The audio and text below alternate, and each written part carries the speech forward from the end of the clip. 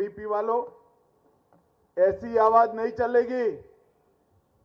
पूर्ण बहुमत की डबल इंजन सरकार बनानी है या नहीं बनानी है?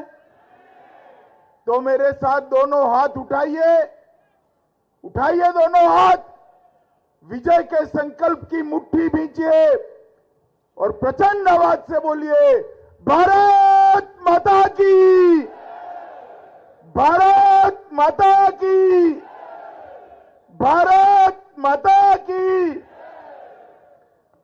आज मेरे साथ मंच पर उपस्थित मोदी जी की मंत्रिपरिषद में मेरी साथी और केंद्रीय मंत्री बहन शोभा जी, श्री कोटा श्रीनिवास पुजारी जी, कर्नाटक सरकार के मंत्री जी, कुइलाडी सुरेश नायक जी, जिला अध्यक्ष उडुपी श्रीमती नयना गणेश जी, प्रदेश उपाध्यक्ष श्री हल्दी Srinivas Shetty,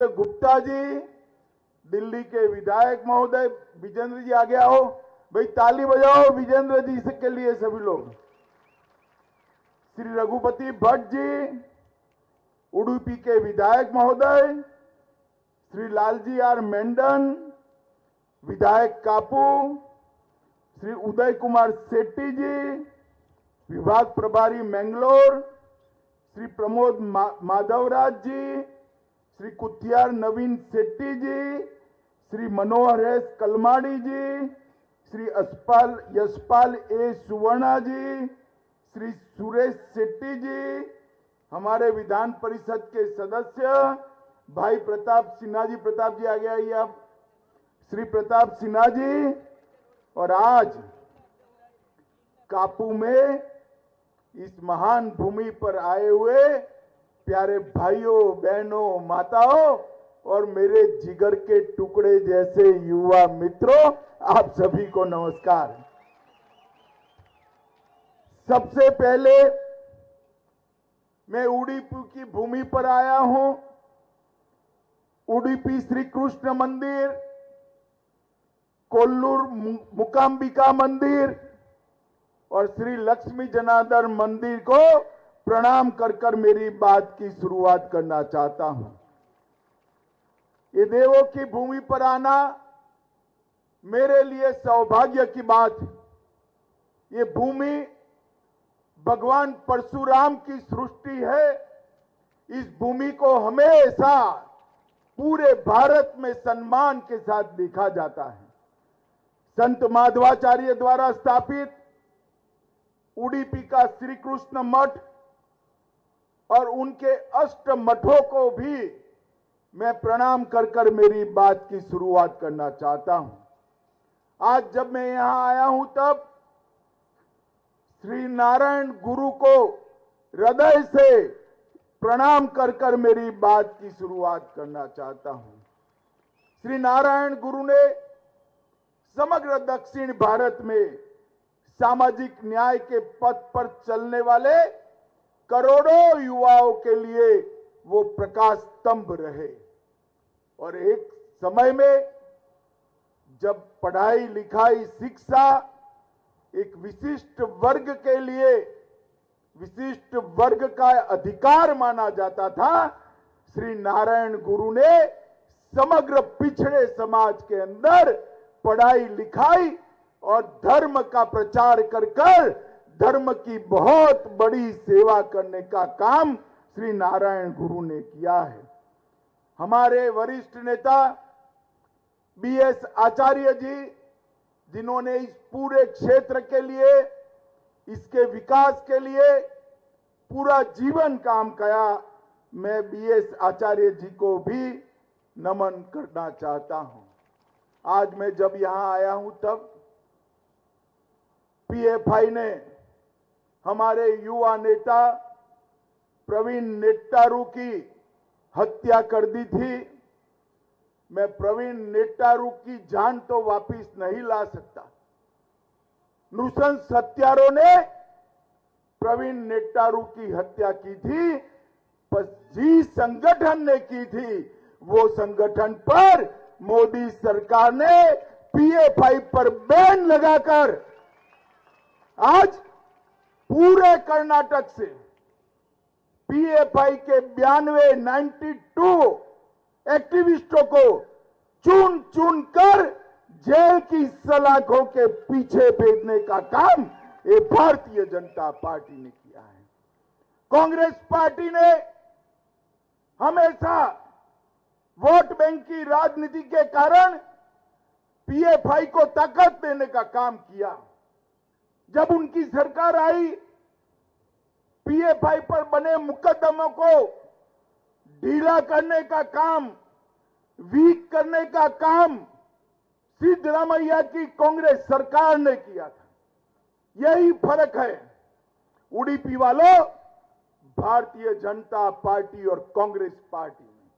Congress party vote bank के लिए देश की सुरक्षा को ताक पर रख सकती है।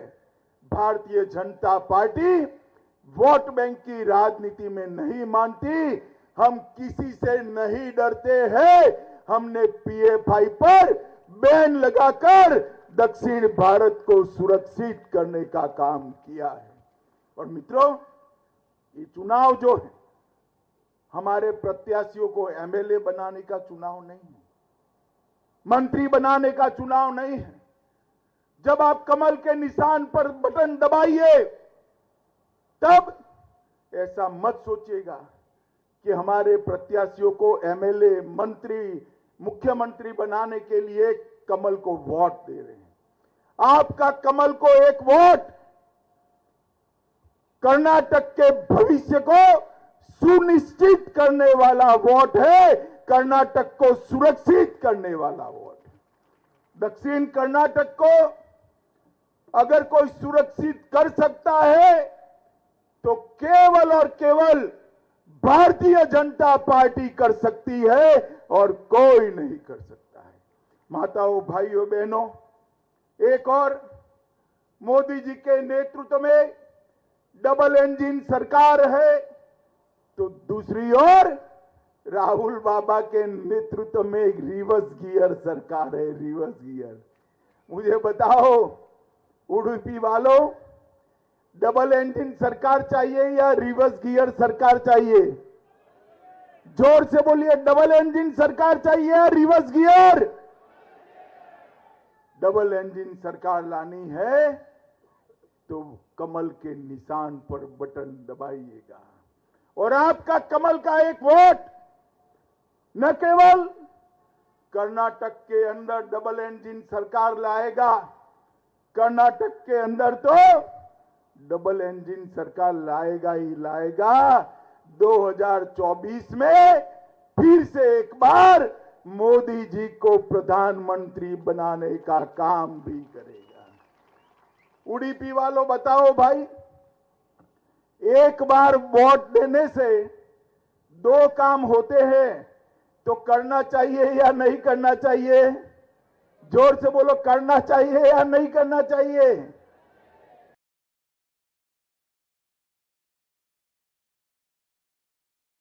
कर्नाटक सुरक्षित होगा, कर्नाटक विकसित होगा और साथ में 24 में मोदी जी भी प्रधानमंत्री बनेंगे। तो एक ही काम करने से दो फायदे होते हो।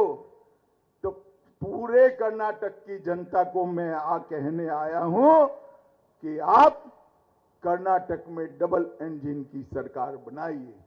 ये कांग्रेस पार्टी तुष्टीकरण की राजनीति कर कर न केवल पीएफआई को बढ़ावा दिया, ढेर सारे बम धमाकों के केस को ढंग से जांच नहीं की।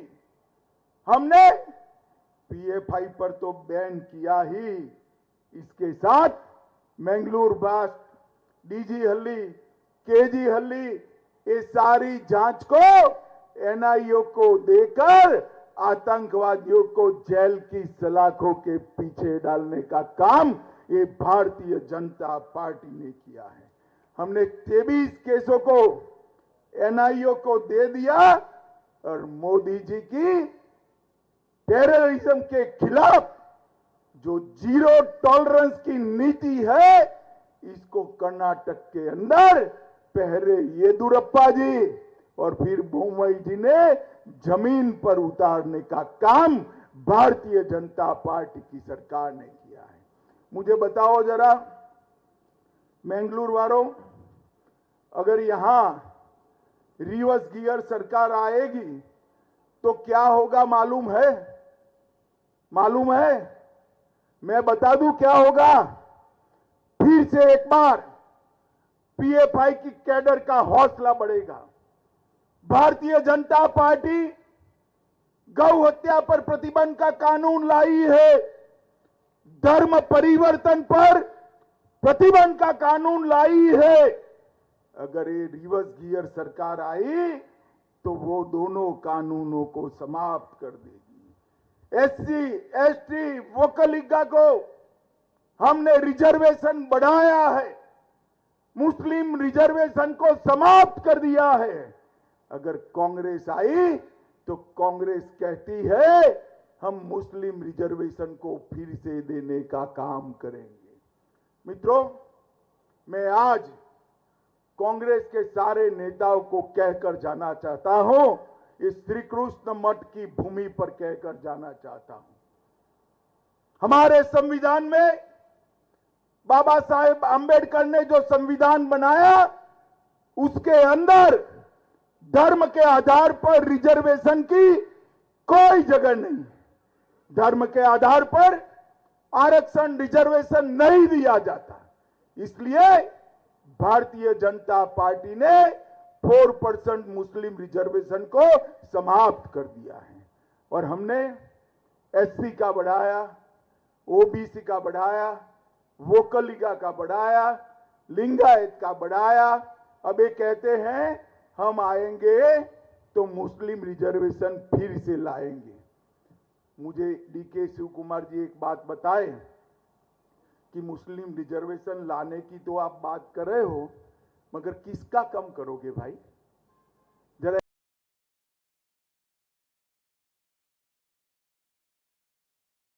कम करोगे? वोकलिगा का कम करोगे? किसका कम कर मुस्लिम रिजर्वेशन दोगे? मैं आज स्पष्ट कहकर जाता हूं, ना आपकी सरकार बनने वाली है, ना हम मुस्लिम रिजर्वेशन वापिस लाने वाले हैं। यहां पर भारतीय जनता पार्टी की सरकार बनेगी और मुस्लिम रिजर्वेशन को हम आने नहीं देंगे। ये भारतीय जनता पार्टी का संकल्प है। मित्रों, अभी उनका एकमात्र लक्ष्य है कर्नाटक में सरकार बनाना। राहुल जी और प्रियंका जी दोनों भाई बहन कर्नाटक में चुनावी पर्यटन कर रहे हैं, इलेक्ट्रोल टूरिज्म पर आए हुए हैं। उनको है कि एक बार यहां सरकार बन जाए और हम कर्नाटक को फिर से दिल्ली का एटीएम बना दें। ये रिवर्स गियर सरकार आएगी तो कर्नाटक को फिर से एटीएम बनाएगी। मित्रों, मैं कर्नाटक की जनता को कहने आया हूं, कर्नाटक का विकास, कर्नाटक की सुरक्षा और कर्नाटक के अंदर अच्छा इंफ्रास्ट्रक्चर अगर कोई दे सकता है तो केवल और केवल नरेंद्र मोदी जी के नेतृत्व में भारतीय जनता पार्टी की सरकार दे सकती है। माताओं, भाइयों, बहनों, मोदी जी ने समग्र विश्व में भारत का सम्मान बढ़ाया है। आज दुनिया में कहीं पर भी मोदी जी जाते हैं, दुनिया का कोई भी देश हो, जहां जहां जाते हैं हजारों की संख्या में लोग मोदी मोदी मोदी मोदी के नारे लगाकर मोदी जी का स्वागत करते हैं। मोदी जी ने दुनिया में भारत का सम्मान बढ़ाया है। मोदी जी ने भारत को समृद्ध बनाया है। मोदी जी ने भारत को सुरक्षित बनाया है। मोदी जी ने नई शिक्षा नीति लाकर हमारी एजुकेशन सिस्टम को बदलने की नींव डाली है। पूरी दुनिया में भारत को सम्मान दिलाने वाले मोदी जी को एक कांग्रेस पार्टी के अध्यक्ष कहते हैं मोदी जी विषैले नाग जैसे हैं। मुझे बताओ उडुपी वालों, मोदी जी को इस प्रकार के शब्द करना ये ठीक है क्या? जरा जोर से बोलो, जोर से बोलिएगा। मोदी जी के लिए विषैले नाग का शब्द प्रयोग करना चाहिए क्या? जोर से बोलिए, करना चाहिए? अरे कांग्रेस वालों, जरा पीछे मुड़कर देखो। सोनिया जी ने मोदी जी के लिए कहा था मौत का सौदागर। प्रियंका जी ने कहा था निचली जाति के व्यक्ति।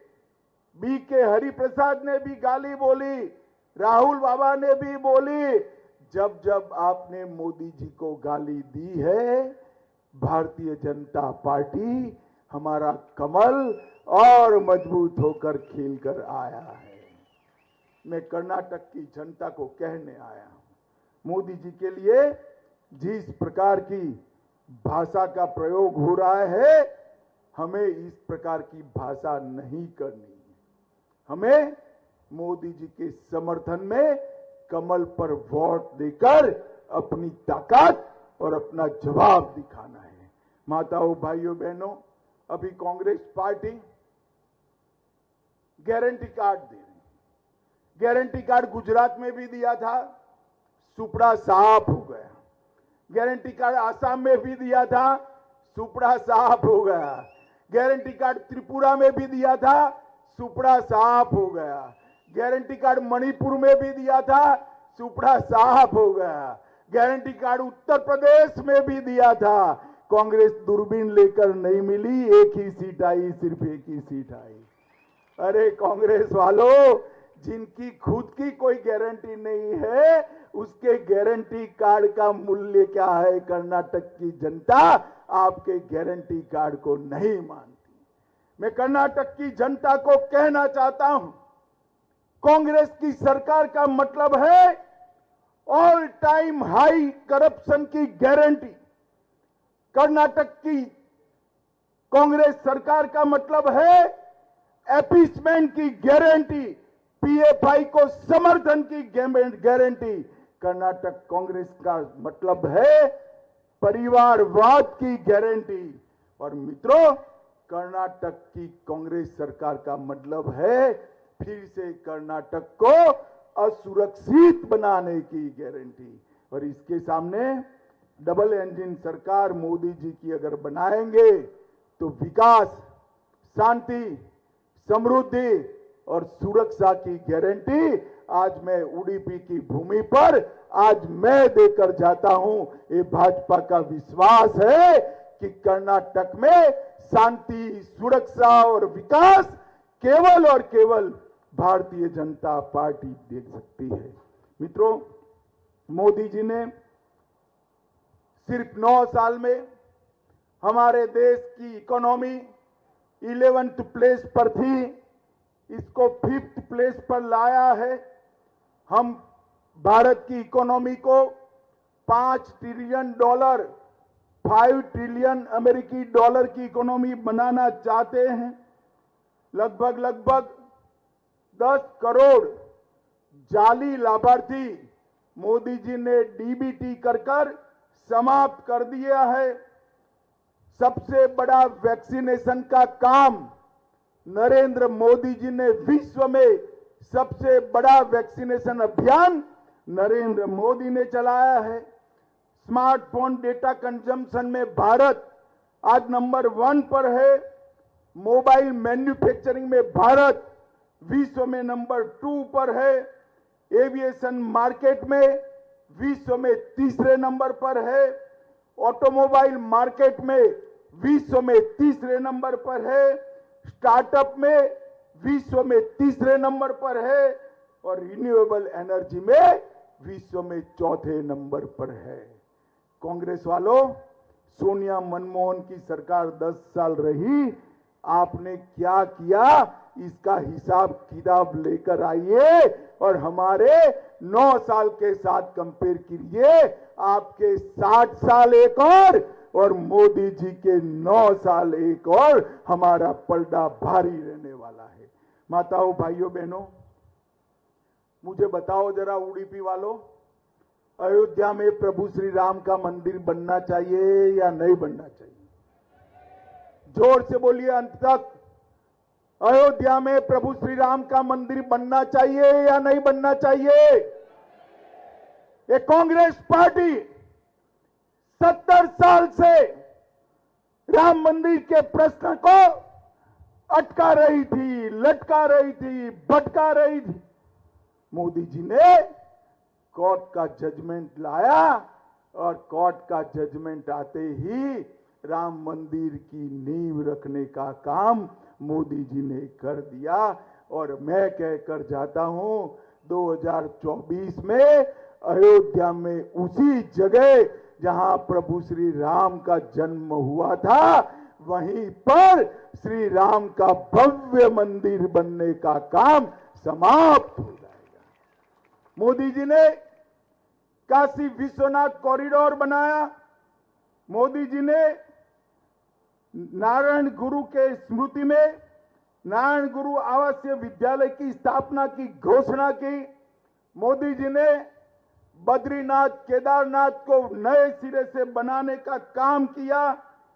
पेंजावर मठ के स्वामी श्री विश्वेश सिद्धांत स्वामी जी की स्मृति में स्मृति वन की भाजपा ने आधारशिला रखी और कई सारे सांस्कृतिक उत्थान के काम भारतीय जनता पार्टी की सरकार ने किया। उडुपी में मछली पकड़ने की बंदरगाह का शिलान्यास किया।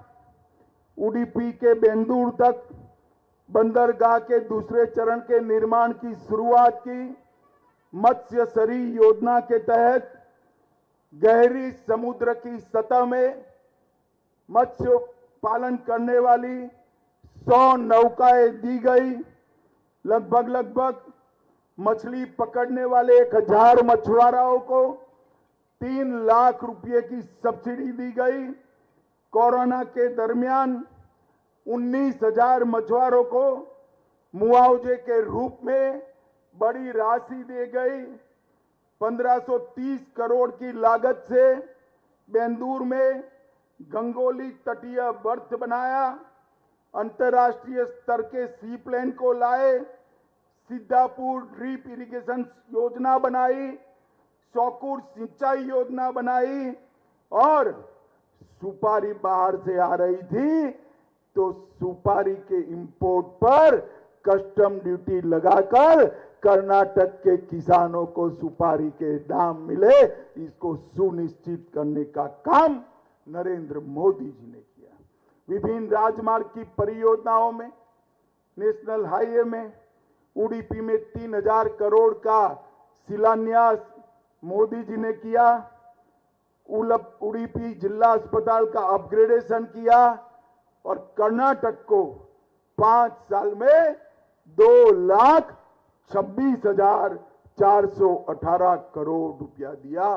2,26,418 करोड़ रुपीस कर्नाटक को दिया। मैं पूछना चाहता हूं सिद्धरामैया जी को, जब आपकी सरकार थी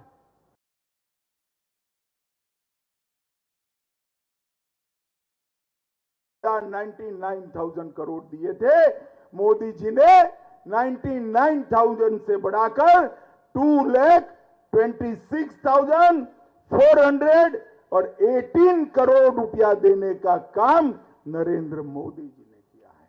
आप कर्नाटक को सुरक्षित नहीं कर सकते, कर्नाटक का विकास नहीं कर सकते, कर्नाटक को ग्रांट नहीं दे सकते, और आपको कर्नाटक में सरकार बनानी है। कर्नाटक की जनता आपको क्यों वोट दी? ये कोस्टल कर्नाटका भारतीय जनता पार्टी का गढ़ है, गढ़। मैं आज यहां कहकर जाता हूं, रात में बेंगलुरु भी हूं। मैं आज कोस्टल कर्नाटका के मतदाताओं को विनती करने जाता हूं, गढ़ होने से कुछ नहीं होना।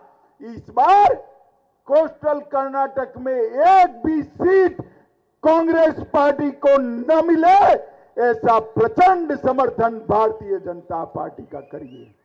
और मित्रों, तभी जाकर पूर्ण बहुमत की सरकार बनती है। ये जेडीएस को वोट का मतलब मालूम है ना? लास्ट टाइम कर्नाटक की जनता ने जेडीएस को 35 सीटें दी। काउंटिंग के दिन ही देवगौड़ा जी और कुमार स्वामी जी कांग्रेस की गोदी में बैठ गए और पूरा वोट कांग्रेस के चरणों में डाल दिया। जेडीएस को वोट का मतलब है कांग्रेस पार्टी को वोट। जेडीएस कांग्रेस की बी टीम है। आप सभी लोगों को मैं विनती करने आया हूं, अगर कांग्रेस नहीं चाहिए तो जेडीएस को वोट देने से नहीं चलेगा। कांग्रेस नहीं चाहिए तो वोट सीधा नरेंद्र मोदी जी को कमल के निशान को दीजिएगा। हम पूर्ण बहुमत की सरकार बनाने जा रहे हैं। माताओं, भाइयों, बहनों, सभी कैंडिडेट जरा आगे आ जाओ। तो दोनों हमारे दोनों कैंडिडेट आपके आशीर्वाद के लिए जरा जोर से ताली बजाकर आशीर्वाद दीजिए उनको। जोर से ताली बजाइए इनके लिए। मुझे बताइए, हमारे सभी कैंडिडेट को प्रचंड बहुमत से जिताओगे क्या? हाथ ऊपर कर कर बोलो, जिताओगे? कमल के निशान पर बटन दबाओगे? पूर्ण बहुमत की भाजपा सरकार बनाओगे? 24 में फिर से मोदी जी को प्रधानमंत्री बनाओगे? तो मेरे साथ दोनों हाथ उठाइए, विजय के संकल्प की मुट्ठी बींचे और प्रचंड आवाज से बोलिए, भारत माता की।